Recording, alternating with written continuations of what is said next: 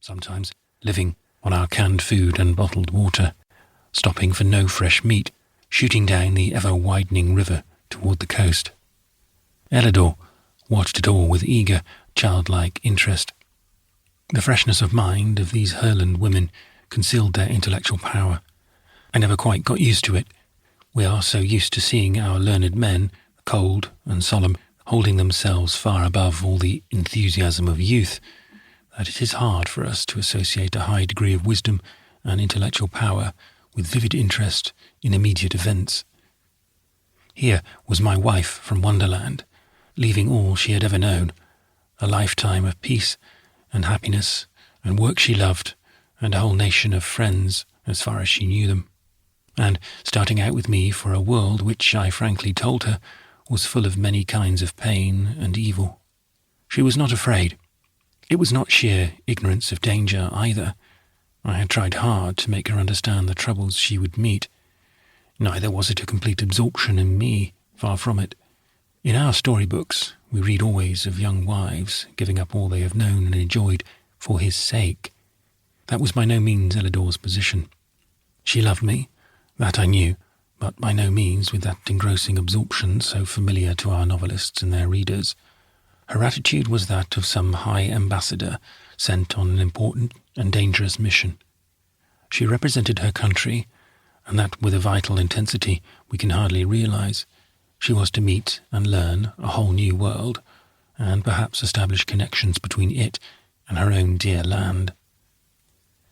As Terry held to his steering, grim and silent, that feverish eagerness in his eyes, and a curb on his usually ready tongue, Ellador would sit in the bow, leaning forward, chin on her hand, her eyes ahead, far ahead, down the long reaches of the winding stream, with an expression such as one could imagine on Columbus. She was glad to have me near her. I was not only her own, in a degree she herself did not yet realize, but I was her one link with the homeland. So I sat close, and we talked much of the things we saw, and more of what we were going to see. Her short, soft hair, curly in the moist air, and rippling back from her bright face as we rushed along, gave the broad forehead and clear eyes a more courageous look than ever. That finely cut, mobile mouth was firmly set, though always ready to melt into a tender smile for me. "Now, Van, my dear," she said one day, as we neared the coast town where we hoped to find a steamer, "please don't worry about how all this is going to affect me. You have been drawing very hard pictures of your own land, and of the evil behaviour of men, so that I shall not be disappointed or shocked too much. I won't be, dear. I understand that men are different from women, must be, but I am convinced that it is better for the world to have both men and women than to have only one sex like us. We have done the best we could, we women all alone. We have made a nice little safe, clean garden place, and lived happily in it. We have done nothing whatever for the rest of the world. We might as well not be there for all the good it does anyone else. The savages down below are just as savage, for all our civilization.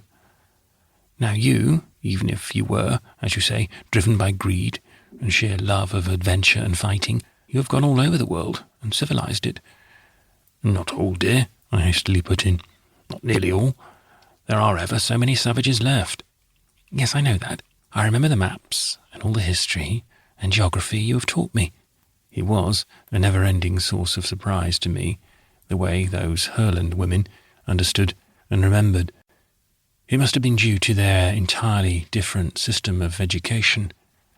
There was very much less put into their minds from infancy up, and what was there seemed to grow there, to stay in place without effort.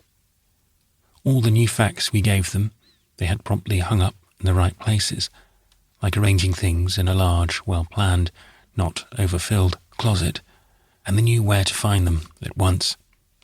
"I can readily see," she went on, "that our pleasant collective economy is like that of bees and ants and such co-mothers, and that a world of fathers does not work as smoothly as that.